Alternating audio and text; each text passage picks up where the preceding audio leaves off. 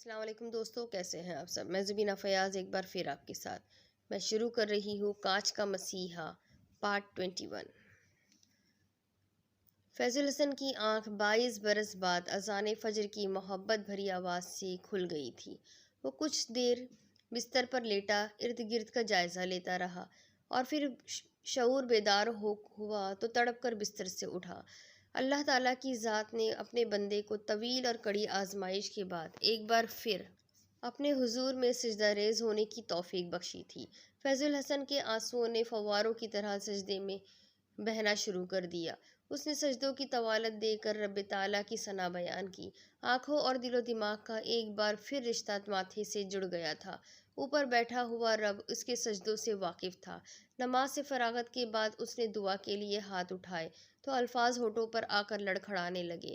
آرزوئیں اور خواہشیں اس عظیم و بابرکت رب تعالیٰ کی رحمتوں والی چوکھٹ پر قربان ہونے لگی۔ میرے پاک پروردگار، میں تیری رحمتوں اور فضل و کرم کی انتہائی شکر ادا کرتا ہوں۔ میں کمزور اور ناتواں ہوں، تو بڑا غفور الرحیم ہے۔ میرے مولا، میرے گناہوں کی سزا میں کمی فرما کر مجھے معاف فرما دے۔ میں نے جانے انجانے میں جو بھی غلطیاں کی ہیں، میرے مالک ان کی پردہ پوشی فرما کر مجھے مزید کسی بھی آزمائش میں مت ڈال۔ میں اس قابل نہیں ہوں کہ کسی بھی امتحان میں پورا اتر سکوں۔ میں اس درسگاہ میں نکما اور نااہل شاگرد ہوں۔ میرے مالک، مجھ پر اپنی خاص رحمت فرما۔ میرے معبود، اپنے پیارے حبیب صلی اللہ تعالیٰ علیہ وسلم کے صدقے اور وسیلے سے میرے خاندان کو اپنی رحمتوں کے سائے تلے یہ ہر قسم کے غموں اور دکھوں کی دھوپ سے محفوظ فرما۔ میرے مالک، میری مانوں اور میرے بچوں پر اپنا فضل و کرم فرما۔ سوہنے اللہ، اپنے گھر میں میری مانوں کی حاضری قبول فرما اور مجھے بھی اپنے مقدس گھر اور آقا علیہ السلام کے معطر و مطہر کی حاضری نصیب فرما۔ میرے بچوں پر بھی اپنی رحمتوں اور فضل و کرم کی بارش برسا۔ فیض الحسن کی آواز میں تڑپ اور غم نمایاں تھا۔ مراد الحسن، حمود اور صفدر حسین بھی جاگ گئے تھے۔ اس کی گریہ زاری سے ان کے دل دہل رہے تھے۔ انہوں نے بھی وضو کر کے اپنے سر شکرانے کے طور پر رب تعالیٰ کی عظیم بارگاہ میں جھکا دیے۔ فیض الحسن نے قرآن کریم کو لرزتے ہاتھوں سے پکڑا تو اسے برسوں پرانا محبتوں کا سفر یاد آ گیا۔ جب وہ تلاوت کیا کرتا تھا تو ہوائیں با ادب ہو کر خاموشی سے گزرا کرتی تھی۔ پرندے چہچہانا بھول کر خاموشی اور احترام سے اس کی زبان سے محبت بھرے انداز میں حق و معرفت کا کلام سننے لگتے تھے۔ آج پھر مدتوں بعد اس نے قرآن کریم کو محبت اور چاہت سے چوم کر آنکھوں اور سینے سے لگایا تو دل کی دنیا روشن ہو گئی۔ اس کے غیر حاضر دماغ اور اندھے دل کو صحیح دوائی کی خوراک اب ملی تھی۔ اسے گزرے زمانے کی زیر و زبر یاد آ گئی تھی۔ آنکھیں اور دل و دماغ روشن ہو گئے تھے۔ اس نے آنسوؤں کے نذرانے اللہ کے حضور پیش کرتے ہوئے قرآن حکیم کو کھولا اور تلاوت کا آغاز کیا۔ اعوذ باللہ من الشیطان الرجیم۔ پناہ مانگتا ہوں میں اللہ کی شیطان مردود سے۔ بسم اللہ الرحمن الرحیم۔ شروع اللہ کے نام سے جو بڑا مہربان نہایت رحم والا ہے۔ اس کی آواز لڑکھڑائی نہ تھی بلکہ آج بھی رب تعالیٰ نے اسے وہی سوز بخشا تھا، وہی درد اور وہی محبت اس کی آواز میں شامل تھی جو مدتوں پہلے جوانی میں تھی۔ آج بھی آغاز تلاوت قرآن پاک پر پرندوں نے خاموشی اختیار کر لی، ہوائیں سنجیدہ ہو کر گزرنے لگی، کائنات کے ذرے ذرے سے رب کریم کی محبت کی پر نور کرنیں شعاؤں کی صورت میں بکھرنے لگی۔ اس نے سورۃ الزمر کی آیات تلاوت کرنے کے بعد ترجمہ پڑھنا شروع کیا تو ان سبھی کی آنکھوں کے گوشے نم ہونے لگے۔ اپنے رب کی طرف لوٹ آؤ اور اس کی اطاعت اختیار کر لو قبل اس کے کہ تم پر عذاب آ جائے اور پھر کہیں سے تمہیں مدد نہ مل سکے، اور اطاعت کر لو اپنے رب کی بھیجی ہوئی کتاب قرآن مجید کی، اس کی بہترین پہلو کی قبل اس کے پہلے تم پر اچانک عذاب آ جائے اور تمہیں خبر تک نہ ہو۔ قرآن کریم کے اس ترجمے نے صفدر حسین کو روح کی گہرائی تک ہلا کر رکھ دیا تھا۔ اس نے بڑے گناہ و جرم کیے تھے اور وہ سرتاپا لرز کر رہ گیا۔ حمود علی اور مراد الحسن بھی خوف خدا سے رو رہے تھے۔ سورج نے اپنی کرنیں بکھیر کر صبح کی نوید دی تو ان کے گھر میں یہ پہلی صبح تھی جس میں تمام خاندان کو اکٹھا نہ تھا مگر سربراہ اپنے شعور اور مکمل رعب و دبدبے سے بیٹھا ہوا تھا۔ فیض الحسن کے بالوں کی کٹنگ اور پھر بالوں میں خضاب نے اسے ایک بار پھر نوجوان بنا دیا تھا۔ وہ ان تینوں کے بیچ بیٹھا ہوا ان کا بھائی لگ رہا تھا۔ اس کے چہرے پر ہلکی سی خشخشی داڑھی تھی۔ داڑھی نے اس کی شخصیت کو مزید بار رعب اور پروقار بنا دیا تھا۔ انہوں نے مل کر ناشتہ کیا اور پھر حمود علی اور صفدر حسین نے گھر کی صفائی شروع کر دی۔ آج اس گھر میں فیض الحسن کی ہونے والی بہو آنے والی تھی۔ فیض الحسن نے قصر ماہ نور جانے کا تذکرہ کیا تو صفدر حسین نے اسے سمجھا دیا کہ چاچی مانو نے سختی سے منع کیا ہے۔ وہ اس کے بغیر اس محل میں جانا تو دور اس سڑک پر بھی پاؤں نہیں رکھے گا۔ بس مانو کی ہر بات اس کے لیے حکم کا درجہ رکھتی تھی۔ وہ خاموش ہو گیا۔ مانو کتنی خوش ہوگی مجھے کل صحیح سلامت اور نارمل حالت میں دیکھ کر۔ وہ خود ہی سوچ رہا تھا۔ اس نے پلان بنایا تھا کہ وہ مانو کو اب نارمل حالت میں تنگ کرے گا مگر اس پلان سے اس نے بچوں کو باخبر کرنے کی ضرورت نہ سمجھی تھی۔ چاچا آج ایک لڑکی مراد الحسن سے ملنے آ رہی ہے، صفدر حسین نے کہا تو وہ حیرانگی سے دیکھنے لگا۔ مگر کیوں؟ اس کے لہجے میں معصومیت اور حیرت دونوں ہی تھی۔ تمہارا منڈا شاعری بھی کرتا ہے اور آنے والی لڑکی کو پسند بھی کرتا ہے۔ اور لڑکی؟ فیض الحسن کے سوال پر وہ سٹپٹا گئے۔ وہ واقعی عشق و محبت کا فلاسفر لگ رہا تھا۔ وہ دور کی کوڑی لایا تھا۔ اس کا اندازہ آج ہو جائے گا ابو۔ حمود علی نے پہلی بار اسے ابو کہہ کر پکارا تھا۔ دونوں کو ہی عجیب لگا تھا مگر وہ بے نیازی سے کام میں مصروف تھے۔ تو پھر ٹھیک ہے، میں اس کا انٹرویو پہلے لوں گا۔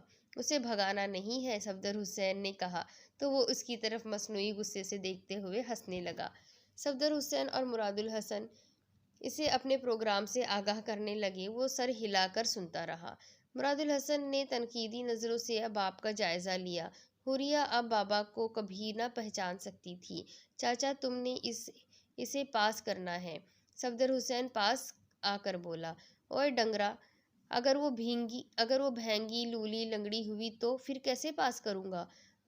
اب وہ کئی برس پہلے والا فیض الحسن لگ رہا تھا۔ بس وہ کیسی بھی ہو سمجھ لے کہ تمہارے مراد الحسن کو پسند ہے۔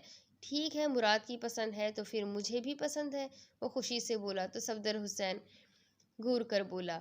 بہو کے طور پر؟ صفدر حسین نے گرہ لگائی تو پھر گھر میں دھماکہ چوکڑی مچنا لازمی امر تھا۔ ڈور بیل بجنے پر فیض الحسن نے دروازہ کھولا تو سامنے ایک نوجوان اور خوبصورت لڑکی کو دیکھ کر اس کی شکل میں کھو گیا۔ کہیں نہ کہیں سے اس کی شکل مانو سے ضرور ملتی تھی۔ السلام علیکم سر۔ آنے والی حوریہ نے فیض الحسن کو ہی مراد الحسن سمجھ لیا تھا مگر فیض الحسن ایک طرف ہٹ گیا۔ لڑکی جو کہ حوریہ تھی اندر چلی آئی۔ وہ فیض الحسن کی پرسنالٹی پر خاصی متاثر ہو رہی تھی۔ جی فرمائیے۔ صحن میں آ کر فیض الحسن نے اس سے آنے کا مدعا پوچھا تو وہ گڑبڑا گئی۔ پہلے تو اس کی سمجھ میں نہ آیا کہ کیا کرے اور کیا کہے، پھر ہمت کر کے بول پڑی، دراصل مجھے مراد الحسن صاحب سے ملنا ہے۔ کون ہے؟ حوریہ اس پروقار مرد کے منہ کی طرف دیکھ کر رہ گئی۔ اس نے فوراً ہی ہینڈ بیگ سے پرچی نکالی جس پر اس نے اس گھر کا ایڈریس نوٹ کیا تھا۔ وہ پرچی اس نے فیض الحسن کی طرف بڑھاتے ہوئے کہا، کیا یہ ایڈریس اسی گھر کا ہے؟ وہ ساتھ ساتھ گھر کو بھی دیکھ رہی تھی۔ فیض الحسن کے فرشتوں کو بھی علم نہ تھا کہ اس گھر کا ایڈریس کیا ہے مگر وہ فوراً ہی بول پڑا، ہاں پتہ تو یہی ہے مگر مراد الحسن میں سمجھا نہیں کون ہے؟ آپ کس کو پوچھ رہی ہے؟ وہ جی شاعر ہے، ان کی کتاب میں نے پڑھی تھی، مجھے اچھی لگی اور میں نے ان سے ملنے کے لیے فون کیا تو انہوں نے یہ ایڈریس مجھے لکھوا دیا۔ حوریہ پہلے تو خاصی نروس ہوئی مگر اب اس نے سمجھ لیا تھا کہ اس شخص کی باتوں کا فر جواب دینا ہوگا۔ اوہ معذرت چاہتا ہوں، بیٹھیے نا۔ فیض الحسن کمال کی اداکاری کر رہا تھا۔ اس نے صحن میں رکھی ہوئی کرسیوں کی جانب اشارہ کرتے ہوئے کہا تو حوریہ پریشانی کی حالت میں بیٹھ گئی۔ اس کا اندازہ ایسا تھا کہ اگر اس آدمی نے اس کے ساتھ کوئی حرکت کی تو وہ اس کے دانت توڑ دے گی، مگر ایسا لگتا تھا آپ مرادے کی بات کر رہی ہیں؟ حوریہ یہ نیا نام سن کر حیران رہ گئی۔ اس نے جان چھڑانے کے عالم میں تائیدی انداز میں سر ہلا دیا تو وہ کہا لگا کر بولا، لو کر لو بات، وہ تو ہے ہی نکما، وہ شاعر کہاں سے ہو گیا؟ 4 جماعتیں تو اس نے پاس نہیں کی۔ حوریہ اس کا منہ دیکھ رہی تھی۔ خیر میں بلاتا ہوں مرادے کو، آپ تب تک کولڈ ڈرنکس لیجیے۔ حالانکہ نہ ٹیبل تھا اور نہ ہی کولڈ ڈرنک تھی۔ وہ آدمی یہ کہتا ہوا اندر کی جانب چلا گیا تو حوریہ کو کھسکا ہوا لگ رہا تھا، اور یہ مرادہ کون تھا وہ سوچ کر ہی رہ گئی۔ مگر جب اندر سے ایک پروقار مرد باہر آیا تو وہ بے اختیار کھڑی ہو گئی۔ اس کی پرسنالٹی اس شخص سے بھی زیادہ تھی جو کہ حوریہ کی نظر میں خبتی تھا۔ آپ آنے والے کا پوچھنا ایسا ہی تھا کہ وہ کنفرم کرنا چاہتا ہو کہ اسی نے فون سنا تھا۔ جی سر، میں حوریہ عبدالرحمن، میں مراد الحسن صاحب سے ملنا چاہتی ہوں۔ حوریہ نے اپنا نام اور آنے کا مقصد فوراً بیان کر دیا کہ کوئی اور ہی مصیبت نہ گلے پڑ جائے۔ اچھا تو آپ ہے جو میری شاعری کی فین ہے اور مجھ سے ملنا چاہتی ہے، آنے والے اسمارٹ اور ہینڈسم شخص نے کہا تو حوریہ کو اپنی آنکھوں پر یقین نہ آ رہا تھا کہ وہ اس وقت اپنے پسندیدہ شاعر کے سامنے اس کے گھر میں کھڑی ہے۔ اس کی حیرت کم نہ ہوئی تھی کہ آنے والا جو کہ صفدر حسین تھا بول پڑا، آپ تشریف رکھیے، میں ہی مراد الحسن ہوں۔ وہ یہ کہتا ہوا آگے بڑھ آیا اور کرسی حوریہ کی طرف بڑھا دی۔ وہ خاصی نروس ہو گئی تھی۔ آپ کو میری شاعری میں کون سی خاص بات پسند آئی کہ آپ نے مجھ سے ملنے کے لیے زحمت کی؟ صفدر حسین اداکار تھا، وہ اپنا رول نبھانے کی بھرپور کوشش کرنے لگا۔ یہ ان کے پروگرام کا حصہ تھا۔ حوریہ کی ملاقات اس کے بعد مراد الحسن سے کرائی جانی تھی۔ یہ سر، میں آپ کو اپنی آنکھوں سے دیکھنا چاہتی تھی۔ آپ نے بہت حساس اور نازک جذبوں کا اظہار اپنے شعروں میں بیان کیا ہے۔ مجھے آپ کی شاعری واقعی اچھی لگی ہے۔ وہ بہت زیادہ خوشی کا اظہار کر رہی تھی۔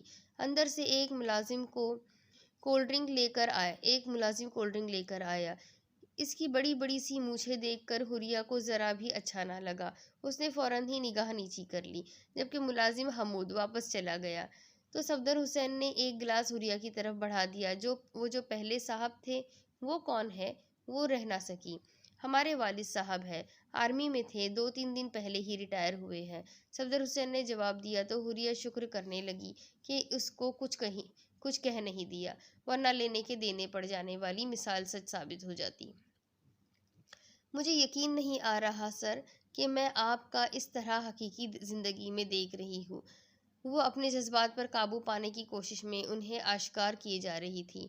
ایسا ہوتا ہے مس حوریہ، میں آپ کا مشکور ہوں کہ آپ نے میرے حقیر سے الفاظ کو پسندیدگی کی سند عطا کی۔ سر، آپ کیسے لکھ لیتے ہیں؟ کاغذ اور قلم سے؟ پھر دونوں کا ہی کہا بلند ہو گیا۔ دراصل الفاظ دل سے نکلتے ہیں، یہ اللہ تعالیٰ کی عطا ہوتے ہیں۔ علم کاغذی ڈگریوں کا محتاج نہیں ہوتا، بلکہ یہ اللہ کی طرف سے تحفے میں ملتا ہے۔ اب آپ کی اگلی کتاب کب آ رہی ہے؟ اس کا اندازہ انتہائی دلکش تھا۔ یہ مراد الحسن بھی خاصا گھنا نکلا ہے۔ اچھی ہے، بلکہ 100% پرفیکٹ ہے۔ صفدر حسین نے سوچا، مگر اس کی بات کا جواب دینا بھی ضروری تھا۔ دیکھیے مس حوریہ، صفدر حسین نے اس کی کرسی کے پیچھے اس کے سر کے پیچھے انگلی سے اشارہ کیا تو وہ چونک کر دیکھنے لگی، نگاہ پلٹ کر واپس نہ آ سکی۔ حوریہ کی دھڑکنیں تیز ہو گئی تھی۔ وہ اپنے سامنے جاذب کو بھرپور مردانہ وجاہت کے ساتھ کھڑا دیکھ رہی تھی۔ وہ دونوں ہاتھ سینے پر باندھے کھڑا بہت پیار اور محبت سے اسے دیکھ رہا تھا۔ نظریں نظروں کے وار سے گھائل ہو رہی تھی۔ اس کی آنکھوں کی مقناطیسی کشش اسے اپنی طرف کھینچنے لگی۔ حوریہ کے ہونٹ کچھ کہنے کے لیے لرزنے لگے۔ وہ گلاب کوئی بھی پتی نہ بکھیر سکے۔ دل کی صدا سننے لگے تھے۔ آنکھیں محبتوں کے پیغام کو محبتوں سے ہی پڑھنے لگی تھی۔ حوریہ، مراد الحسن نے پیار سے اسے پکارا تو وہ واپس آ گئی۔ اس نے چونک کر اپنے پیچھے دیکھا تو صفدر حسین کھڑا مسکرا رہا تھا۔ حیران ہونے کی ضرورت نہیں ہے، یہ میرے بڑے بھائی صفدر حسین ہے۔ حوریہ کی حیرت مراد الحسن کی آواز سن کر ختم نہ ہوئی تھی کہ صفدر حسین نے آگے بڑھ کر اس کے سر پر پیار سے ہاتھ رکھا تو وہ مزید حیرانگی سے دنگ ہو گئی۔ یہ بڑے بھائی کا پیار ہے، سدا خوش رہو۔ صفدر حسین حیران و پریشان حوریہ کو چھوڑ کر اندر کی طرف بڑھ گیا۔ پھر اندر سے ان کا والد باہر نکلا اور مراد الحسن کے برابر آ کر کھڑا ہو گیا۔ دونوں باپ بیٹے گریس فل شخصیت کے مالک تھے۔ حوریہ، یہ میرے بابا ہے فیض الحسن۔ جاذب مراد نے اب ان کا تعارف کروایا تو وہ چونک کر رہ گئی۔ اس نام کی کہانی اس نے بوا سے سنی تھی، مگر وہ فیض الحسن تو فوت ہو چکے ہیں۔ اس کے ذہن میں عجیب سی الجھنیں جنم لینے لگی تھیں۔ اس کی جاذب نے پھر اسے آواز اپنی طرف متوجہ کیا، اور میں ہوں مراد الحسن، تمہارا شاعر جاذب مراد الحسن۔ اس کے ہونٹوں پر دل فریب مسکراہٹ حوریہ کو گھائل کر رہی تھی۔ اس سے اندر سے ایک اور مخلوق نمودار ہوئی، یہ ہے حمود علی۔ اپنے تعارف پر حمود علی نے حوریہ کو کارنش بجا کر سلام کیا تو وہ مسکرانے لگی۔ اب سبھی افراد کرسیوں پر بیٹھ چکے تھے۔ وہ کبھی بھی سوچ نہ سکی کہ جاذب ہی مراد الحسن ہے۔ جاذب کو تو وہ دل ہی دل میں پہلے دن سے ہی پوجنے لگی تھی۔ اب تو اس کی پسندیدگی کی سند بھی مل گئی تھی۔ مراد الحسن اس کا پسندیدہ شاعر تھا۔ دل نے اس کی پسندیدگی کی گواہی دے دی تھی اور وہ دل کی آواز پر چھوئی موئی سی ہو کر رہ گئی تھی۔ حوریہ، تم نے بابا کو پہچانا؟ مراد الحسن نے بے تکلفی کا پہلا پتا پھینکا تو وہ غور سے ان کی طرف دیکھنے لگی۔ ایکسیلنٹ، ونڈرفل جاذب، میں بالکل بھی نہیں پہچان سکی۔ اس کے الفاظ اور چہرے کے تاثرات بھی حیرانی نما تھے۔ مجھے کتابیں چھیننے والا واقعہ یاد آ رہا ہے۔ اوہ مائی گاڈ، یہ تو بالکل ہی ینگ ہے۔ ہاں، بس بیماری نے انہیں خود سے 20 سال بڑا کر دیا تھا۔ اب یہ ماشاءاللہ بالکل ٹھیک ہے اور تمہارے سامنے بھی ہے، جاذب نے کہا تو وہ اٹھ کر بابا کی طرف دیکھنے لگی۔ اس نے آگے جا کر بابا کو سلام کیا تو فیض الحسن نے اس کی پیشانی پر بوسہ دے کر اس کے سر پر ہاتھ پھیرا۔ ہمیشہ اسی طرح ہنستی مسکراتی رہو، بس یہی زندگی ہے۔ ان کی آنکھیں بھی مسکرا رہی تھی۔ اگر آج مراد الحسن کی والدہ بھی یہاں ہوتی تو بہت خوش ہوتی۔ فیض الحسن نے مراد کی والدہ کا لفظ استعمال کیا تھا۔ شکر تھا کہ اس نے مانو نہیں کہا تھا، کیونکہ ابھی یہ راز افشا کرنے کا وقت نہیں تھا۔ انہوں نے سکھ کا سانس لیا۔ صفدر اور حمود اندر چلے گئے تو بابا نے بھی ان دونوں کو باتیں کرنے کا موقع دینے کے لیے اٹھنا ہی بہتر سمجھا۔ کیسا تجربہ رہا اپنے پسندیدہ شاعر سے ملنے کا؟ مراد نے ہنستے ہوئے کہا تو حوریہ کھسیانی سی ہنسی ہنس کر رہ گئی۔ میں صفدر بھائی کو ہی شاعر سمجھ رہی تھی۔ کتاب میں ایسا کیا تھا کہ آپ نے مجھ سے ملنے کا فیصلہ کیا؟ مراد الحسن اس کا انٹرویو کرنے لگا۔ مفلسی کا پہنا دیا مجھے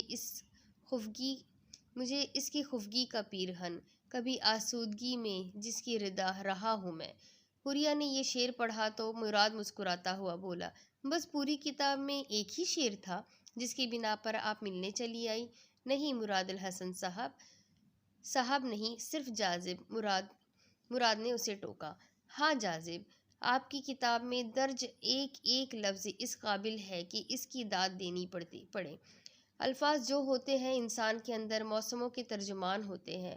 آپ کے اندرونی دنیا میں جو بھی ہلچل ہوتی ہے وہ آپ کے قلم سے الفاظ کی صورت میں صفحہ کرتاس پر بکھرنے لگتی ہے۔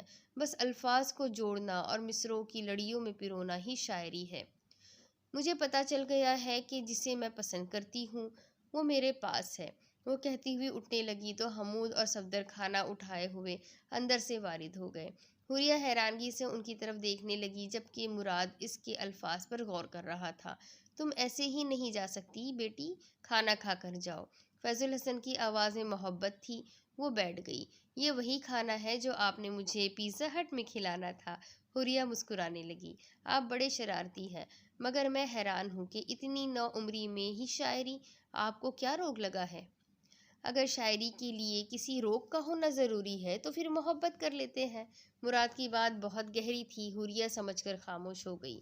کتاب تو میں نے روگ لگنے سے پہلے ہی لکھ دی ہے، اب روگ لگنے کے بعد میں کیا کروں گا؟ ایسا کبھی نہیں ہوگا۔ وہ آہستگی سے بولی اور نظریں بھی نیچی کر لی۔ سبھی نے پرسکون ماحول میں اچھا کھانا کھایا۔ حریہ نے اپنے موبائل پر ٹائم دیکھا تو چونک پڑی۔ اس نے اجازت طلب نظروں سے مراد کی طرف دیکھا تو اس نے خفیف سے اشارے سے اسے جانے کی اجازت دے دی۔ وہ جانے لگی تو پروگرام اور پلاننگ کے تحت فیض الحسن اس کو چھوڑنے کے لیے گیٹ تک آیا۔ اچھا انکل، خدا حافظ۔ مگر فیض الحسن نے اس کی بات کا جواب دینے کی بجائے اس سے روک لیا۔ ٹھہرو جی انکل۔ وہ واپس پلٹی تو فیض الحسن نے اپنا منہ اس کے کان کے قریب کرتے ہوئے کہا، کیا مراد الحسن تمہیں پسند ہے؟ یہ سوال سن کر اس کی نظریں فوراً صحن میں بیٹھے ہوئے مراد الحسن کی طرف اٹھ گئی۔ وہ اسی کی طرف دیکھ رہا تھا۔ نظروں سے نظریں ملی تو دل زور سے دھڑکنے لگا۔ ہاں ہاں بولنے لگا۔ اس نے نگاہیں اٹھا کر فیض الحسن کی طرف دیکھا اور شرارت سے مسکراتے ہوئے بولی، اگر میں کہوں کہ نہیں تو پھر میں سمجھوں گا کہ تم اس سفید بالوں والے بوڑھے کو دھوکہ دے رہی ہو اور سفید جھوٹ بول رہی ہو۔ ہاں انکل، آئی ایم لائک مراد الحسن۔ یہ کہہ کر وہ تیزی سے باہر نکل گئی، مگر فیض الحسن کی سمجھ میں انگریزی نہ آئی۔ چاچا، کیا کہا اس نے؟ صفدر حسین بے صبرا ہو رہا تھا۔ پتہ نہیں کیا بول گئی ہے۔ آئی لائک مراد الحسن کہہ گئی ہے۔ فیض الحسن کی زبان سے نکلا تو گھر میں شور مچ گیا تھا۔ مراد الحسن، اس کے گھر کا کوئی اتا پتہ ہے یا بس راہ چلتی بے تکلفی ہو گئی ہے؟ فیض الحسن نے کہا تو سنجیدگی چھا گئی۔ اس کا گھر بہت بڑا ہے بابا، اور یہ بہت امیر باپ کی بیٹی ہے، مراد الحسن نے سنجیدگی سے کہا تو فیض الحسن خلاؤں میں گھورنے لگا۔ امیر باپ کی بیٹی ہے؟ اس کی آواز میں دکھ تھا، مایوسی اور یاسیت تھی۔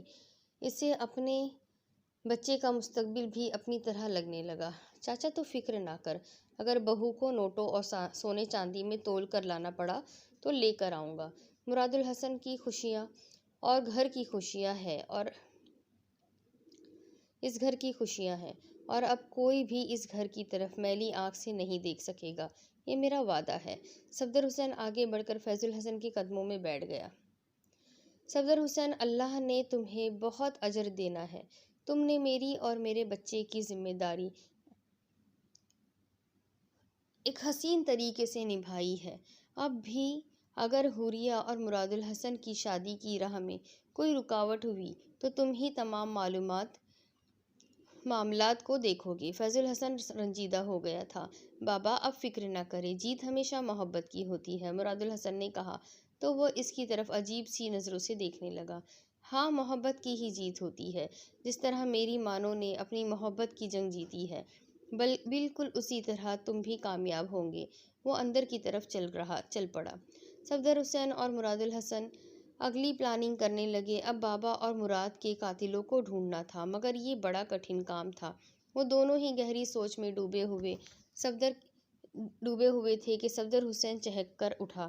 آئیڈیا! وہ پھر مراد الحسن کو اپنا پروگرام بتانے لگا۔ وہ بہت خوش تھی، کیوں نہ ہوتی؟ اسے مراد مل گیا تھا۔ اس نے مراد کو پہلی ہی نظر میں اپنے من میں بسا لیا تھا۔ اس کی دلکش اور جاذب نظر شخصیت اس کی دل میں گھر کر گئی تھی۔ بک اسپاٹ پر ملنا اور اس کے گھر میں ماہی کی شادی پر وہ مراد کو دیکھ کر اپنے سپنوں میں بسا کر جیون ساتھی مان چکی تھی، مگر اس سے پوچھنا باقی تھا۔ آج وہ بھی مسئلہ حل ہو گیا تھا۔ وہ سبھی لوگ بہت اچھے لوگ ہیں بوا، وہ بوا کو بتا رہی تھی، مگر سوگواری کی تصویر میں ذرا بھی ہلچل نہ ہو سکی تھی۔ وہ محبت کرنے والے اور محبت کی قدر کرنے والے لوگ ہیں۔ ان کے لیے کوئی بھی جذبہ دل میں پالنے سے پہلے حیثیت کا تعین کر لینا بیٹا۔ بوا کی زبان سے یہ الفاظ سن کر وہ تڑپ گئی۔ حیثیت؟ تو کیا محبت حیثیت اور اسٹیٹس کی محتاج ہے؟ اس کی آواز میں حیرانگی تھی۔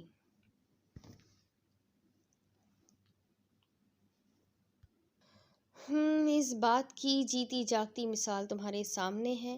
اپنی بوا کی زندہ لاش کو دیکھ لو۔ مگر بوا، وہ تو روڈ ایکسیڈنٹ تھا، اور پھر گھر والوں نے آپ کی شادی کو تسلیم بھی تو کر لیا تھا، وہ دکھ سے بولی۔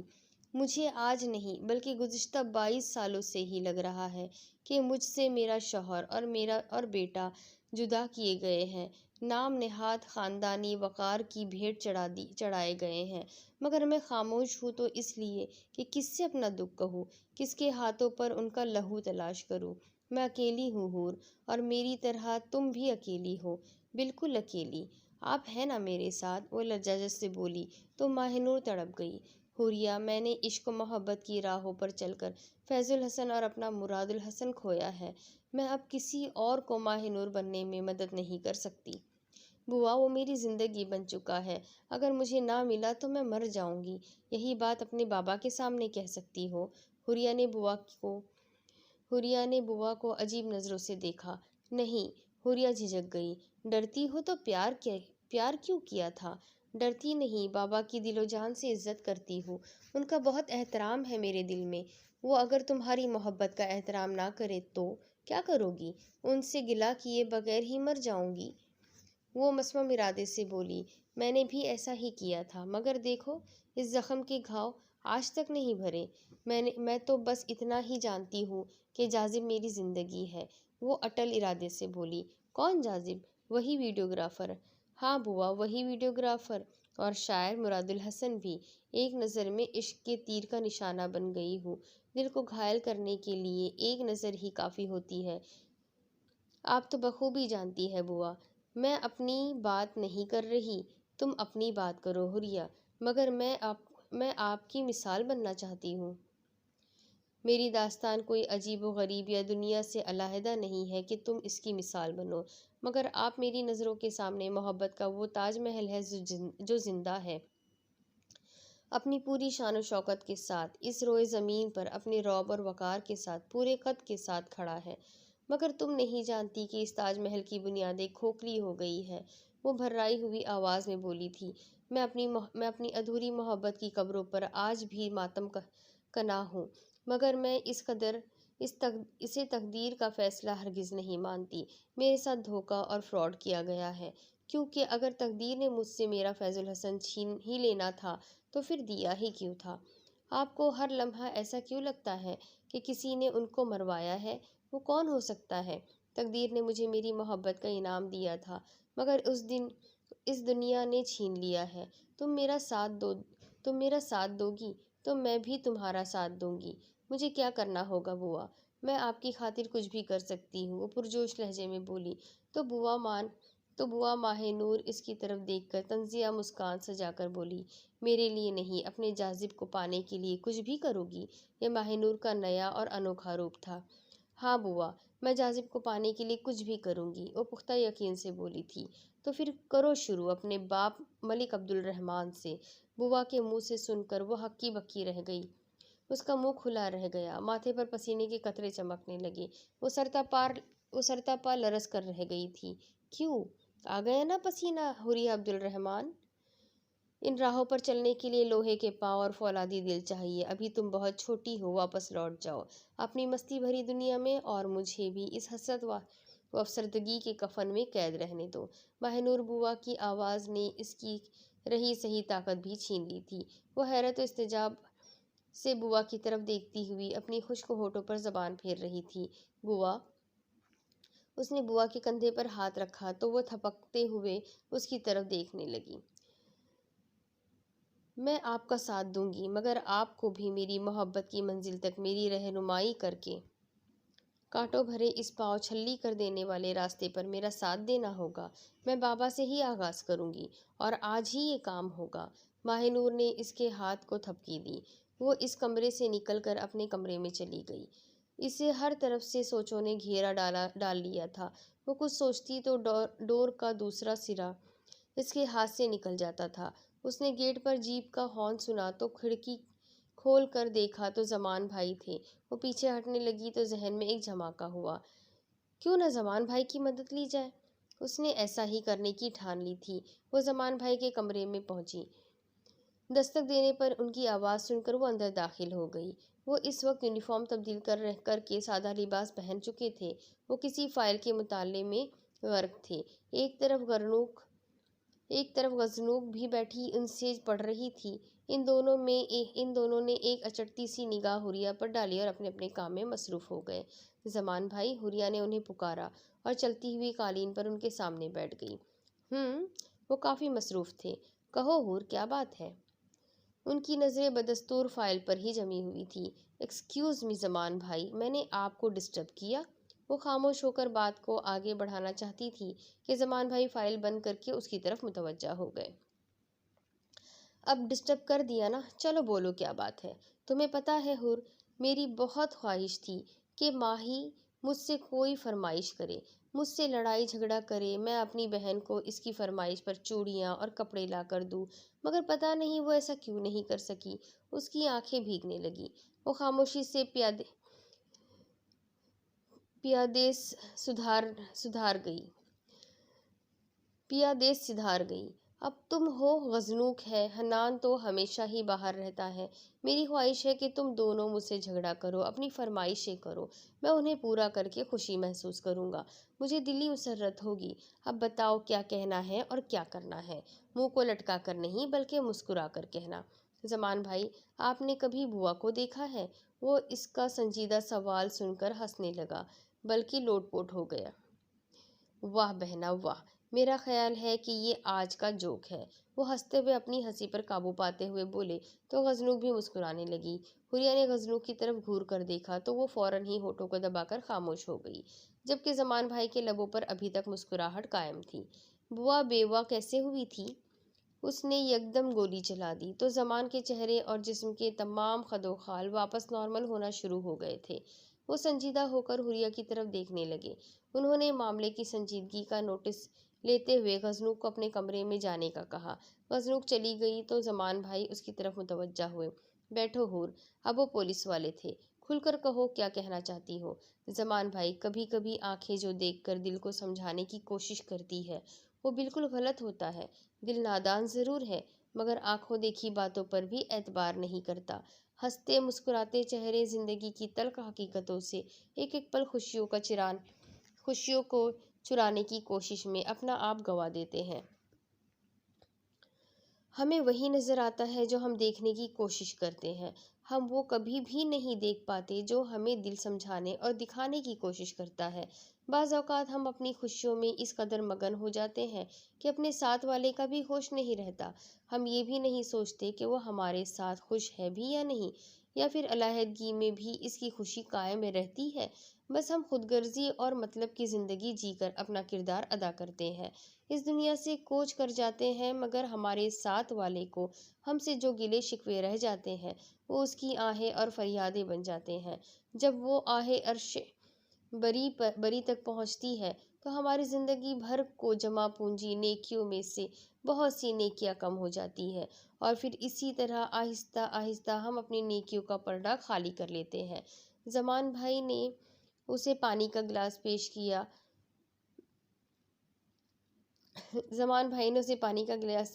جو اس نے ایک ہی سانس میں ختم کر لیا۔ کیوں نہ زمان بھائی، ہم دوزخ کمانے کی بجائے نیکی کے پلڑے میں اپنی نیکیوں کی تعداد بڑھا کر گناہوں کو مات دیں۔ وہ خاموش ہو گئی تو سنجیدہ زمان بھی اس کی شکل دیکھ کر رہ گیا۔ حوریہ، میری نظروں اور ذہن میں تھا کہ تم ایک خلنڈری اور لا ابالی لڑکی ہو، مگر آج تم نے فلسفہ زندگی پر جو طویل اور مستند لیکچر دیا ہے، میں تمہاری ذہانت اور زندگی کا بہت قریب سے تجزیہ کرنے پر قائل ہو گیا ہوں۔ اس طویل لیکچر کا مقصد کیا ہے میں نہیں جانتا، مگر اتنا جان گیا ہوں کہ ہمارے گھر کا ہی مسئلہ ضرور ہے۔ ہاں زمان بھائی، ماہ نور بوا کا مسئلہ ہے۔ کھل کر کہو حور، کیا بات ہے؟ میں تمہارے ساتھ ہوں زندگی کے ہر محاذ پر۔ زمان بھائی کا حوصلہ پا کر وہ بھی شیر ہو گئی تھی۔ اس نے ماہ نور بوا سے سنی ہوئی تمام کہانی بیان کرنا شروع کر دی۔ زمان کی آنکھیں کبھی کھل جاتی اور کبھی حیرت کی شدت سے پھٹنے لگتی۔ اب اس کے آگے کی سٹوری میں آپ کو اگلی قسط میں سناؤں گی۔ کیسے پردہ فاش ہوگا اس کے قاتلوں کا، کیسے پتہ چلے گا ماہ نور کو اس کے شوہر سے کس طریقے سے کس سازش کے تحت الگ کیا گیا ہے، کیا زمان ان کی مدد کرے گا، کیا رحمان بھائی سے لوگ بات کر پائیں گے، کیا اسے ہرا پائیں گے، یہ سب کچھ جاننے کے لیے میرے ساتھ بنے رہیے۔ اگلی قسط میں پھر ملیں گے۔ اللہ حافظ۔